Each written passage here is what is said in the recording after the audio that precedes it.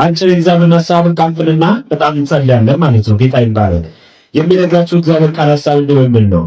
የጠላቶቻችሁን ሐሳብ የሚያፈርስ የእግዚአብሔር ታድሶ ይመጣል። አሜን አሜን አሜን። የማንን ሐሳብ የሚያፈርስ? የጠላትን ሐሳብ። ጠላት የሰው ድካም በእግዚአብሔር ፊት በመልካም እንዲታይ አይፈልግም። በዘመናችሁ የደከማችሁትን ድካም ጠላት በእግዚአብሔር ፊት ይዞ ሲያመጣ ምንም እንዳልደከማችሁና ምንም ነገር መልካም ስራ እንዳልሰራችሁ አድርጎ መናገር ነው።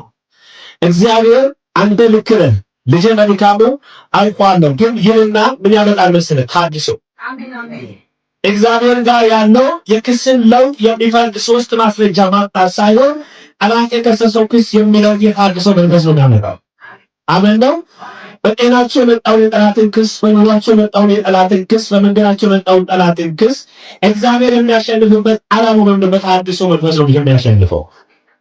ጠላት የሚደነግጥበት የእግዚአብሔር ፍቃድ የእግዚአብሔር መንገድ ምንድን ነው? በሰው ልጅ ህይወት ታድሶ ማምጣት ነው። ሰው ልጅ አይጠግብም አይባልም። ሰው ልጅ አይወድቅም አይባልም። ሰው ልጅ አይሳሳትም አይባልም። ጠላት ደግሞ በሰው ልጅ ህይወት ውስጥ ከሚከታተላቸው ነገሮች አንዱ የወደቅንበትን ቀን ማግኘት፣ የተሳሳትንበትን ቀን መያዝ፣ በእግዚአብሔርና በእኛ መካከል ላይ የተፈጠረውን ክፍተት በጥንቃቄ መከታተል ነው። እነዚህ የጠላት ሲስተሞች ናቸው። ሲቀር የሰው ልጅን እግዚአብሔርን ፊት ፍለጋ ይቆማል። ጠላትም ሰው ልጅ ያለውን ድካም ሊናገር ይቆማል። ልዩነቱ አይታችኋል። የሰው ልጅ በእግዚአብሔር ፊት የመቆሙ ምክንያት የእግዚአብሔር ፊት ፍለጋ ነው። የእግዚአብሔርን ፊት ፈልጎ ሊያገኝ የመጣው ሰው በሙሴ ላይ እንደምናደርገው ከእግዚአብሔር ፊት ከመገኘታቸው በፊት በሕይወታቸው የነበረውን መጥፎ የተባሉ ክስተቶች፣ ድካሞች፣ ውድቀቶችን፣ ሐዘኖችን በእግዚአብሔር ፊት ላይ ያጎደሉባቸው እነዚህ ቀናቶችን ይዞ መቆም ነው። ሁለት ሰዎችን በእግዚአብሔር ፊት ይቆማሉ እኩል። ሁለት ሰዎችን በእግዚአብሔር ፊት እኩል ነው የሚቆሙት። እግዚአብሔርን ፊት ፍለጋ እንደቆምና እግዚአብሔርን ፊት ሊፈልግ የቆመውን የሰውን ድካም የሚናገር ጠላት ሁለቱም ጎን ለጎን ይቆማሉ እግዚአብሔር ፊት። ደስ የሚለው እግዚአብሔር መልስ ነው።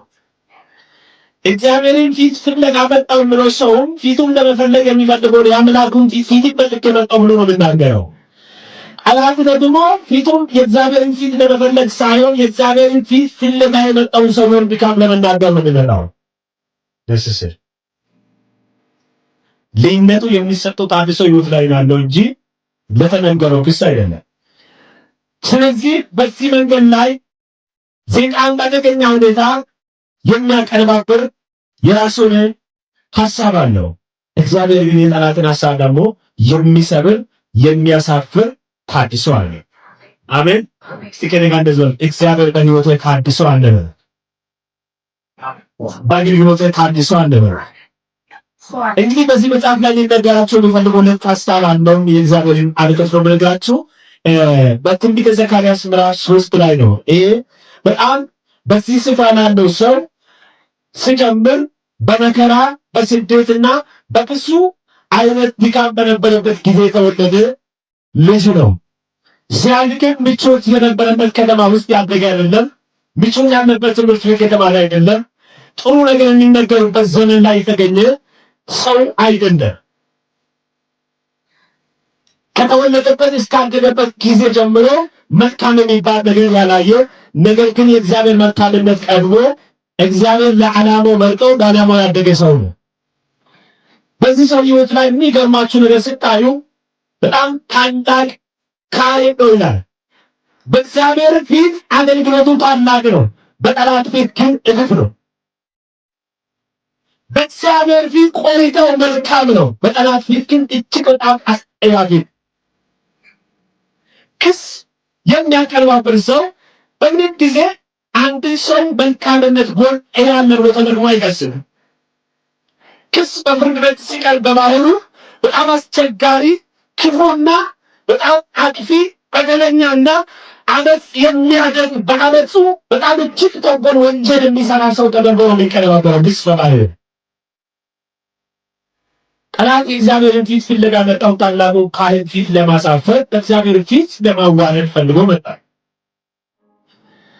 ይህንን ታላቅ ካህን የተባለው ራሱ ሲከስ ጠላት ምን መልካም ጎኑ ተደርጎ ሳየው ካህኑ ያስ ወይም በሐዘን ወይም በሆነ ድካም ወይም በሆነ ቀን ወይም በሆነ ሁኔታ የገጠመው የዚህን የካህኑን ሕይወት ታሪክ ይዞ በእግዚአብሔር ፊት መጣ። ደስ ይላል። ሁለቱም የተገኙት በማን ፊት ነው? በሕያው በእግዚአብሔር ፊት ነው። ያሱም የተገኘው በማን ፊት ነው? በእግዚአብሔር ፊት ነው። ክስ አቅራቢው በማን ፊት ነው የቀረበው? በእግዚአብሔር ፊት ነው። አንተ ትክክለኛ ፊት ማን ጋር አለ? እግዚአብሔር ጋር አለ። እግዚአብሔር ጋር አለ። ስለዚህ እግዚአብሔር በፊቱ የደቀመው ሰው እግዚአብሔር በፊቱ የተከፈለውን ዋጋ የሚረሳ አምላክ አይደለም። እና ይህ መጽሐፍ ሳነብ ወደ ራሴ ህይወት መጣ። ጌታን በትክክለኛ ታድሶ ያገኘሁት 1991 ነው። ትክክለኛ ታድሶ በኔ ህይወት መጣው። ጌታን ያገኘሁት ግን 79 ነው። በዛን ጊዜ ልጅ ነበር እና ጌታን ሳገኝ ውስጤ በጣም ሙሉ አይደለም። ትልቅ ወደዚህና ወደዚህ ቅድም ስዘመር ነበር። ውስጤ በጣም አንስ ነበርና ስንጎዛገብ ነበር እና ልክ 1994 ላይ ትክክለኛ ታድሶ በህይወቴ ላይ ተገለጠ። እግዚአብሔር አሸንፎ ሙሉ በሙሉ የራሱ ሰው አደረገኝ። ልክ 1992 ላይ ደህንነት ትምህርት ስማር ውስጤ በጣም ሞላ። 1993 ነው እግዚአብሔርን ማገልገል የጀመርኩት። ጌታ ይባላል። እግዚአብሔርን በሙሉ በቃ ደስ ብሎኝ ከዛ በኋላ ምንም አይነት እንደገና ውድቀት የሚባል ነገር በህይወት ሳያጋጥመን ግን በልዩ ልዩ ፈተናዎች እያለፍኩ እግዚአብሔርን እያገለገልኩ እስካሁን አለ። ግን እንደገናም እንደማልወድቅ ተስፋ አደርጋለሁ። እግዚአብሔር እና ክስ ነበረኝ፣ ልዩ ቻሌንጆች አሉን፣ በጣም የሚፈትኑ ጉዳዮች አሉን። እግዚአብሔር ግን ያንን የጠላቶችን ፈተና ሁሉ ያሻገረኝ ለዚህ ቀን እንዳደረሰ ልክ ካህኑ እንደ ኢያሱ አሰብኩ። መጽሐፍ ቅዱስ ሲናገር ከአገልጋይ ወይም እግዚአብሔርን ከሚያገለግል ከሙሴ አገልግሎቱ ከተቀበለበት ጊዜ ጀምሮ በጣም በትጋት በመርታት በአንድ ስፍራ ደስ ያለን ስለ ኢያሱ ታሪክ ደስ የሚለን 40ኛው ዕድሜ ክፍል ላይ ሆኖ ጌታን አገልግሎት ከተቀበለ በኋላ ዕድሜው 80 ደረሰ። ልክ ዞር ብሎ ወደኋላ ሲያየው ከየት ነው አገልግሎትን የጀመርኩት ብሎ የተመለከተ ልክ አገልግሎት የመጣበትን ዓመታት ሲቆጥር 40 ደረሰ። 40 እና 40 ስለሆነ 80 ዓመት። ልክ 80 ዕድሜው ሲቆጥርበት አሁንም ድረስ 40ኛው ዓመት እንደነበረ ጉልበተኛ እንደሆነ የሚያስብ ትልቅ እግዚአብሔር ኃይል ነው። ግን ሰይጣን ይህንን ሁሉ የሚያበላሽበትን ሐሳብ ይዞ ነው በእግዚአብሔር ፊት የቀረበው። እግዚአብሔር ስም ለዘላለም የተባረከ ይሁን። መጽሐፉን እናንተው ያገኘ ሰው ጋር ደስ ይለኛል። ትንቢተ ዘካርያስ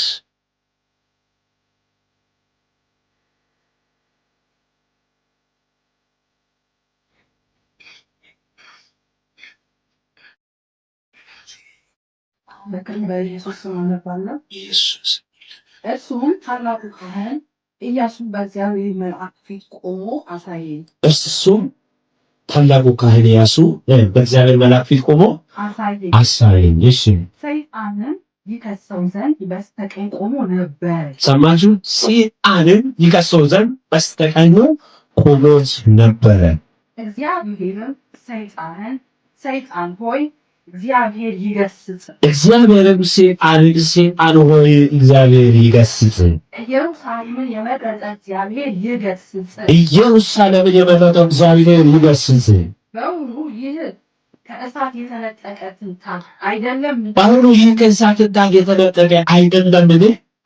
አለ።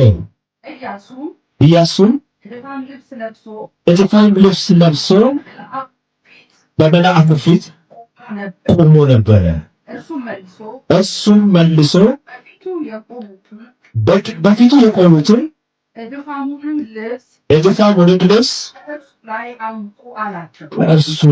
አውልቁ አላቸው። እርሱም እነሆ አበሳህን ካንተ አርቄአለሁና፣ አሜን፣ አበሳህን ካንተ አርቄአለሁና ጥሩ ልብስም አለብሰዋለሁ አለ። ደግሞም ንጹሕ ጥምጣም በራሱ ላይ አድርጎ አለው። እነርሱም እነሱም በራሱ ላይ ንጹሕ ጥምጣም አደረጉለት፣ ልብሱንም አለበሱ። የእግዚአብሔርን መልአክ በአጠገቡ ቆሞ ነበር። የእግዚአብሔርን መልአክ በኢያሱ እንዲህ ሲል አዳኘበት። ለኢያሱም እንዲህ ሲል አዳኘለት። የሠራዊት ጌታ እግዚአብሔር እንዲህ ይላል፣ በመንገድ እንድትሄድ ትእዛዝን ብትጠብቅ በቤትም ላይ ትፈርዳለህ፣ አደባባዮችንም ትጠብቃለህ። በዚህም ከቆሙት ከእነዚህ ጋር መግባትን እሰጥሃለሁ። ተባረክ። አጨብጭ ውስጥ እግዚአብሔር ይችላል። አሁን ማን ያየ ነው? ኢያሱ የለበሰው ሰይጣን እያየ በቀኙ ቆሞ ስለሱ ክፉ ነገር ሊናገር ጠላት እያየ ኢያሱ ለበሰ። ታላቅ ኃይል ነው። ኢየሩሳሌም በእግዚአብሔር የተመረጠች ከተማ ነው። በዚች ከተማ መካከል ተመላልሶ ያገለግል እግዚአብሔር ሰው ነው። በተመረጠ እስራኤል መካከል የቆመ የእግዚአብሔር ሰው ነው። ያገለግል የእግዚአብሔር ሰው ነው። ግን እዚህ ቦታ ላይ ለብሷል የምትለው ቃል የምትሰብራለች። ኢያሱ እግዚአብሔርን በማገልገል ራሱን የጣለበት ሰዓት አለው ማለት ነው። ኢያሱ የእግዚአብሔርን ስራ ለመስራት የሆነ ቀን የተለወጠ ማንነት አለው ማለት ነው። ከእግዚአብሔር ታድሶ ለመጣ ወደነ በእግዚአብሔር ፊት አገልግላችሁ የደከማችሁበት ታድሶ አለ። በእግዚአብሔር ፊት ሮጣችሁ የደከማችሁበት ቀን ታድሶ አለ። ድካም ያለ የሮጣችሁበት፣ ራብ ያለ የሮጣችሁበት ታድሶ አለ። አሁን እቺ ቀን ለከሳሽ አጀንዳ ተመዝግባለች። ጠላት ለክሱ ኢያሱ በቆመበት ማዕበል መካከል እስኪገኝ ድረስ ስለ እግዚአብሔር እውነት ሊናገር ወይም ሊያስተላልፉ በኢያሱ ፊት በቆሙት በእግዚአብሔር መልእክተኞች ፊት ስለ ኢያሱ ክፉ ነገር ሊናገር ኢያሱ ሲቆም በቀኙ ቆሞት ነበር ይላል። እግዚአብሔርም ኢያሱ ሊከስ የመጣው ማንን አየለ? ሰይጣንን አየው ይላል። ደስ ይላል። አምላካችን እግዚአብሔር ከሱ የሚበልጥ ወይም ከሱ በላይ ሌላ አምላክ ስለሌለ እግዚአብሔር ጠላትን ሲገስጾ ምን አለ? እግዚአብሔር ምን ያደርግ? ይገስጽ። ኢየሩሳሌም የማን ተመረጠችው? በእግዚአብሔር ተመርጣለች። የክብር ንጉሥ አልፋና ኦሜጋ ቢኖር ክርስቶስ ኢየሱስ የሚገለጥባት የታጨች ከተማ ናት። በእግዚአብሔር አጀንዳ ተመርጣለች። ስለዚህ እግዚአብሔር በዚች ከተማ ባለው በስሙ እስራኤልን የመረጠው እግዚአብሔር ኢየሩሳሌም የመረጠው እሱ ምን ያደርግ? ይገስጽ አለ። ሌላ ቃል አልተጠቀመም። ከዛ እንደዚህ ሰው ያለ መልእክተኞችን ነገረ። ሄዱ ምን አደረጉለት? ልብሱ ቀይሩ፣ ከዛስ በራሱ ላለውን ጥምጣም ቀይሩት አለላቸው። ከዛ ምን አደረገላቸው? ያንን ሁሉ ምን አደረጉት? ለወጡ። ለወጥ ደስ የሚል አያችሁ። እኛ ያለንበት ዘመን በጣም ክስ ያልነበረበት እኔው ልከሰስበት በማልችል መንገድ ነው እግዚአብሔርን ያገለገልኩ ያለው ብዬ ማመናችን በጣም ጠላት ከእግዚአብሔር ፊት ይዞ ሊቆምብን በቅችል ንጽሕና ነው እግዚአብሔርን ያገለገልኩ ብዬ ማውራት አልችልም። እግዚአብሔር ግን በእኔ ሕይወት ምን አድርጎልኝ የቆምኩ ያለው? ታድሶ አድርጎልኝ። እግዚአብሔር ምን አድርጎልኝ? ለውጥ ሰጥቶኝ ሊከሱብኝ የመጡትን ጠላቶችን አሳክሮ እግዚአብሔር ለኔ ሞገስ ሆኖልኝ በፊቱ የቆምኩ ሰው ነኝ። ስለዚህ ኢያሱ በእግዚአብሔር ፊት ያለውን እድፈት እግዚአብሔር የማይለውጥ መስሎት አሁን አገኘው። ቀደም ሲል ብዙ ተከታትዬ ነበረ ልጥለው አልቻልኩም፣ አሁን አገኘው ብሎ ሲያስብ እግዚአብሔር ደግሞ ጠላት ያገኘበትን ሀሳብ ሊለውጥ የሚችልበት የታድሶ መንገድ እግዚአብሔር ጋር አለ። ስለዚህ እግዚአብሔር ለኢያሱ ታድሶ አደረገለት። የእንደገና ለውጥ፣ የእንደገና ጉልበት፣ የእንደገና ክብር በኢያሱ ሕይወት ውስጥ መጣ። በጣም ረጅም ዓመት በእግዚአብሔር ፊት ስናገለግል ወይም ስንቆይ አንዳንድ ጊዜ ልባችን የሚያዝንበት ሁኔታ እናልፋለን። መንፈሳችን የሚረበሽበት ምን ነው ጌታዊ አገልግዬ እዚህ ደርሼ አሁን ይህ የተከሰተብኝ ነገር ለምን ተውከኝ የምንልበትን ጉዳይ በሕይወታችን ያጋጥም ይሆናል። ግን በዚህች ሰዓት ጠላት አሁን አገኘው። ሐሳቡን ቆሽሿል፣ መንፈሱ ደክሟል፣ ጸሎቱ ዝሏል፣ አቅማቷል። አሁን ነው ለክሴ መልካም መንገድ ያገኘሁት። ስለዚህ ጠላት በእኛ ዘመን እንዳገኝበት አንዳንድ መንገዶችን ላውራላችሁ። አንደኛ ጠላት በእግዚአብሔር ፊት በጣም በደስታ ካገለገልበት ጊዜ ይልቅ ጠላት ለኪሱ የሚመቸን በእግዚአብሔር ፊት በጸሎት ያልተገኘንበትን ቀን ነው በሚቾት የሚያገኘ። በጣም ካገለገልባቸው ከተከታተለበት በጣም ጥረት ካደረገበት ቀኖች መካከል አንደኛ እንደ ኢያሱ በእኛ ሕይወት ውስጥ ጠላት የክስ መንገድ ሊያገኝ የሚችለው የጸሎት ድካማችን ነው። በመጀመሪያው ሊያገኘው ይችላል።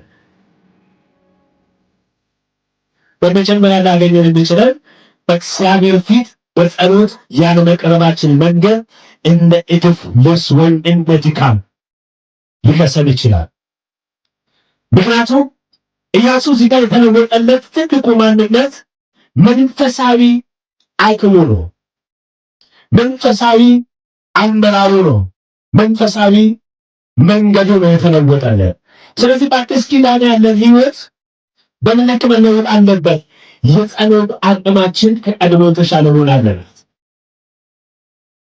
በእግዚአብሔር ፊት የምናቀርባቸው የትኛው መስዋዕታችን እግዚአብሔር ሊደሰትበት ሰይጣን ለክስ የማይጠቀምበት መንገድ ተጠቅመን በእግዚአብሔር ፊት ልናቀርበው ይገባዋል። ክብር ለኢየሱስ ይሁን። ስለዚህ ኢያሱ ትልቅ ዋጋ የከፈለ ትልቅ አገልግሎት ያገለገለ በጣም በመጽሐፍ ቅዱስ ውስጥ በክህነት ታሪክ ውስጥ ታላቅ ሰው ተብሎ የተመዘገበ ሰው ነው። ግን ሰይጣን ኢያሱ በእግዚአብሔር ፊት ያለውን መልካም ስራውን የሰራበትንና የመጣበትን ጎዳና ሳይሆን የተመለከተበት የትኛውን ቀን ነው? ኢያሱ የደከመባትን ቀን መዝግቦታል። በኢያሱ ምድር ላይ የወደቀችውን ቀኖችን ነቃቅሎ ይዞታል። እንደ ተራና እግዚአብሔር እንደማይሰማው እንደማይመለከተው ሰው አድርጎታል። ነገር ግን ከኢያሱ ጋር ሊያውቁን የመጡት መልእክተኞች ሲያወራ እግዚአብሔር በቀጥተኛው መንገድ ስለ ኢያሱ ፈረደለት። አሜን። እግዚአብሔር በቀጥተኛው መንገድ ለማን ፈረደ? ለኢያሱ ፈረደ። ለሱ ምን ይሆናል? ይለወጥ። ዛሬ በኢየሱስም ሕይወታችን ይለወጥ። መንፈሳዊ ድካማችን ይለወጣል። እግዚአብሔር አዲስ ልብስ ያለብስልናል። ክብር ለስሙ ይሁን። አንደኛ ጠላት ለክፋት ሲያስብን እግዚአብሔር ለመልካም ይለውጣል። በሕይወታችን ያለውን ድካም ጠላት ለክፋት ነው የሚጠቀመው። እያመለክን እየጸመርን እየጸለይን ከቆይንበት ነገሮች መልካም ተብሎ ከእግዚአብሔር ፊት ከታየንበት ነገር ይልቅ የነበርንባትን ቀን እንደ ክፋት ሲያቀርብ እግዚአብሔር ለመልካም ይለውጣል። አሜን። በኢያሱ ፊት የተገኘው ትልቁ ለውጥ እሱ ነው። ቁጥር 1 ላይ እግዚአብሔር ለመልካም ለወጠለት። አሜን። በሕይወታችሁ በዘመናችሁ ያለው የትኛውም ድካም ጠላት የተነገረላቸው ክፉ ነገር በኢየሱስ ለመልካም ይቀየር። እግዚአብሔር ጠላት ለክፋት በኢያሱ ላይ የተናገረውን ሐሳብ ለመልካም ለወጠው። ሁለተኛ ጠላት የሚያስፈራ የአለባበስ ለውጥ ይመጣል። የአለባበስ ለውጥ የሆነ ቦታ ላይ አንድ ምስክርነት ልናገራቸውና ባለፈው አልመሰከርላችሁ ዛሬ ብነግራችሁ ደስ ይላል። እንደዚህ አይነት መልሻ አይደለም የሄድኩት። ጅማ ከተማ አድሬ ነገ ልወጣ ከተማው ላይ ትንሽ ዞር ያልኩ ዝም ብዬ አንድ ቃል ገባሁልና ሲስ የእግዚአብሔር ሰው ትመስላለህ ስትደነገር አለባበስም አይመሰክር የሆነ ኮፍያ ያለው ልብስ ነው የለበሱት። ክብር ለስሙ ይሁን። የገባውበት ቤት ራሱ ክርስቲያኖች ቤት አይደለም። ጌታ ምስክር ሳልወድ አንድ ነገር ገዝቼ ወጣሁ። ጌታ ለጌታ ራሱ ለማየት ገብቼ ሰውየው እንደዚህ ብዬ ልውጣ እንደ አያችሁ፣ እግዚአብሔር አምላክ በሕይወት የማያምኑ ሰዎች እንድንመሰከር ይረዳል። ጌታ ይባረክ። ሁለተኛ ነቢቼ በጠዋት የርሙነስ የምን ነገር የገጠመን አሁንም ብዙ አይን አገልግል ይሄ አንድ ኬላ አለ በስተካሪ የወልደ ዘመናት ጫካ ተገበሬዎች ኬላ ነች። ወደ አምቢያ መግቢያ ላይ አምቢያን ኦሮሚያና ደቡብ ክልል መካከል ኬላ ነች። እዛ ኬላ ላይ የሚበላ ምርጥ ብስኩት ወይም ሙዝ ፍራፍሬ በጣም አሪፍ አሪፍ ነገሮች አሉ እና ላፎም አንዱ በጌታም አይደለም በቀጂ አጠገቡ ቁጭ አድርጎኝና እግዚአብሔር ሰው ይህን በትነት ነው አሰበም ስለ ኢየሱስ አከናገር ምንም አላወራው። አጠገቡ ላይ ባለው ወንበር ነው የተቀመጥኩት። ግን ምንድን አለኝ የእግዚአብሔር ሰው ከዚህ በላይ ብላል። እሺ ወንድም ብዬ በላው አላወራንም ተብሎ አይደል። ኢየሱስ ጌታ ነው። እግዚአብሔር እንደዚህ ነው ታሪክ ሰው ያደርገን በመንገዳችን ማለት ክብር ለጌታ ይሁን። ስጀምር ደስ የሚለኝ መልእክት የተሰጠኝ እዚህ ነው። እንደ ቀበሮ አሁን ቀን ትዘምላችሁ በሆነ ሁሉም ሰው በመንገድ እግዚአብሔር ሞገስ እንደምንጸልየው እንድናል ሁሉም ሰው አላወቀውም። የሚገርም ታምራዊ ጉብኝት ያለውን አገልግሎት እግዚአብሔር በዛች ምድር ሰጥቶኛል። የእግዚአብሔር ስም የተባረከ ይሁን እና በጣም በሰፊ በኋላ ልመሰክርላችሁ ይችላል። እግዚአብሔር ካልገለጠ በቀር ለእግዚአብሔር ሰው መልካም አስቦ ሊናገር ጠላት አይችልም። አንዳንድ ጊዜ ያበሳጫችኋል። አንዳንድ ጊዜ በዚህ ሰሞን አንድ ሰው ከሌላ ተገናኘ። እንደዚህ በምን መንገድ በጣም አደገኛ የጠላት ሲስተም ነው ሰው ያገኘው ብዬ እንዳስበው በራስህ ምናልባት በጣም የሚሰራው ስራ ዘጋበት። በቀደም ያለ ሰራለሁ የሰው ክርስታም አይሰራም። እኔ እንደምናውቀው የሰው በጣም ጥሩ ነገር ያደረገ ሰው ነውና እባክህን ጸልይ ብሎ ወደዛ ስራ ቦታ ጋበዘኝና እግዚአብሔር ፊት ስለሰራው መልካም ነገር በጣም አሰብቶ አወራ። ለጌታ ፍቅር የትኛውንም ትልቅም ሆነ ትንሽ በጣም መልካም ጊዜ ሆነ መጥፎ ጊዜ ላይ ያገለገላችሁትን አገልጋይ ለየትኛውም ጊዜ አታውሩ። ይሄ እግዚአብሔርን መውቀስ ነው። እግዚአብሔርን መውቀስ ነው። አሁን ኢያሱ እግዚአብሔር ፊት ያገለገለበትን ዘመን ለመናገር ሳይሆን ፊቱን ፍለጋ ነው የመጣው። ከእግዚአብሔር ሊሰማ ነው የመጣው እንጂ ሴጣን ነው ስለ ኢያሱ ሕይወት መጥፎነት የተናገረው እንጂ ኢያሱ እንደዚህ ነው ብሎ አላወራም። ግን በጣም ጨነቀኝ። ምክንያቱም እግዚአብሔር እንደዚህ አድርጌ እንደዚህ ከፍዬ እንደዚህ አገልግዬ እንደዚህ ሁኜ አሁን